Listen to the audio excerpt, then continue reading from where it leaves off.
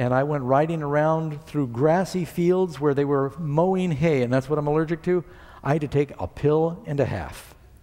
If I did not take the right dose, I was miserable. My eyes are itching, my nose is running, I'm coughing, my lungs tighten up, and it just like, I just want to lay down and wait until a different season of the year. It's just very hard for me to function. So I praise the Lord for that medicine. If I don't take it in the right dose, then I have all the same symptoms. So getting the right medicine in the right dose makes a big difference. Now, if you're the devil and you think that you can give people a prescription and tell them that this is going to heal them from sin and it's going to save them for eternity, and you give it to them and they take it to their church and the pastor fills it for them, but he doesn't give them the full strength, and they will then have just enough to give them the illusion that they're really saved, but they don't have enough to make the difference in their life that will heal them. Wouldn't that be a great plan? I mean, if you're the devil, that'd be the perfect plan. You don't have to worry about saying, don't believe in Jesus, don't go to church. You can tell them, go to church. I got it so diluted there, it's so watered down, it won't make any difference. So you'll have the illusion that you're saved, and people who want to be Christians, they don't really know where else to go.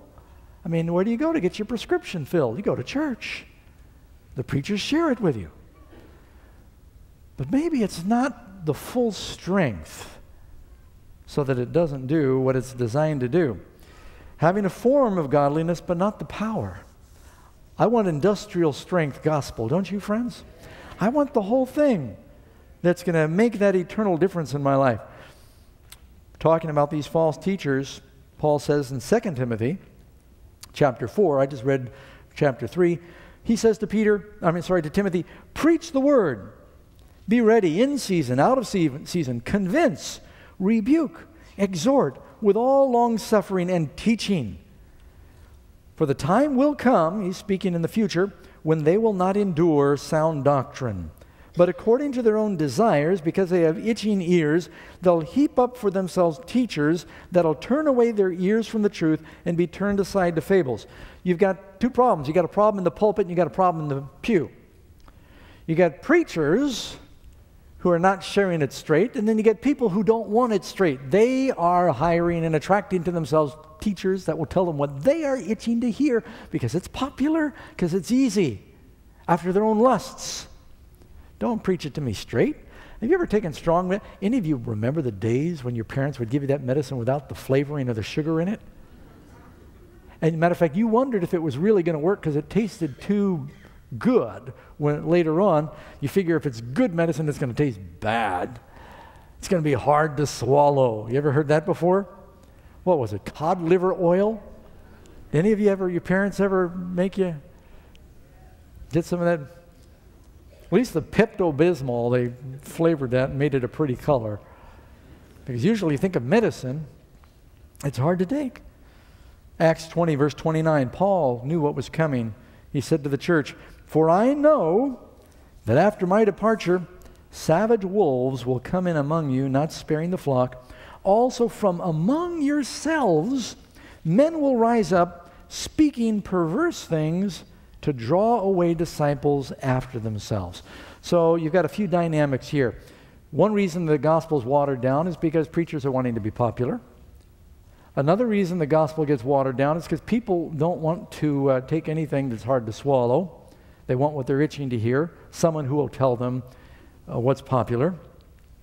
And then there's also, people want for pride to draw away disciples after themselves, power, influence. Today there are many Christians being spiritually endangered by a watered down teaching of the gospel. They have just enough truth to give them the aroma of salvation, but they never really sink their teeth into the real thing. You know, if you're hungry and you smell dinner cooking, but you're not allowed to eat dinner, I mean, you're salivating, but you're not getting any nutrition. That sometimes happens. There's an interesting verse in Ezekiel 13 I'd like you to go to. I don't know that I've ever preached on this verse. Ezekiel 13, we'll start with verse 10. And while you're turning, It's talking about untempered mortar. And the prophet here says, because indeed, because they've seduced my people saying peace when there is no peace. In other words, telling people to be at peace because everything's okay, we've given you the medicine, you're going to get better, but you don't really have real medicine. You're doing them more harm. It gives that false sense of security. Peace, peace when there's no peace. And notice, and one builds a wall and they plaster it with untempered mortar.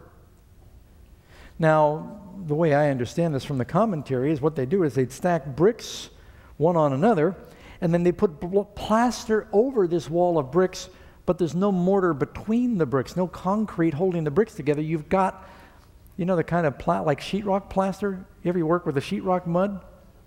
Until you paint that stuff, you can wash it off with water. You know what I'm saying? And so can you imagine someone builds a wall, and it's just bricks stacked on each other, no cement. Looks good because you've now plastered it over with like adobe, and you've painted it, and it's whitewashed, and you say, hey, I got a good wall, but you don't know inside there's no cement holding the bricks in place. So as soon as a goat hits it, it's going over. You don't know it until it meets with its first real trial, that you got a wall that's not tempered. It has no real concrete in it. You know, one of the most serious catastrophes of our age is this recent Haitian earthquake.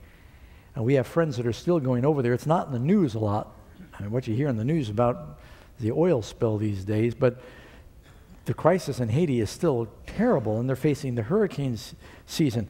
The estimates from the Haitian government are 230,000 people died. That's a lot of people. 300,000 were injured. You know one of the principal causes of the death and the injury? Untempered mortar. There were greedy contractors that when it came time to build the walls, they would take the inferior sand they've got in Haiti. It's inferior for concrete, is what I'm saying. And you know, if you have built with concrete at all, you know that you have to measure how much concrete you actually mix into the sand and the gravel to get the strength. But if you can spread your concrete out and the wall, you know, these are walls they figured they can't pay that much, and they're temporary dwellings, and so they really skimped on the concrete that they mixed in to the mortar. And then you know what else? Iron's expensive. You need the rebar, the reinforcement in the concrete. And they said, we can save some money. Don't put in the full dose of concrete. Don't put in enough iron to reinforce it. And so skimpy building codes, unscrupulous contractors, and they built these inferior walls. And as soon as that earthquake came, the houses all fell like a deck of cards. The buildings just crumbled. All the concrete buildings that are built here with code and the right measure of concrete, they would have stood through a lot of that crisis down there. A lot more people would have been alive. But they diluted the concrete, and so it lost its strength. You know, there are walls for Christians too. Do you think of the Ten Commandments as something that is there to prevent your freedom and happiness or to protect your freedom and happiness? When someone comes down with HIV because of promiscuous living, when they look at that seventh commandment, they then realize that was there not to prevent my happiness, but to protect my happiness.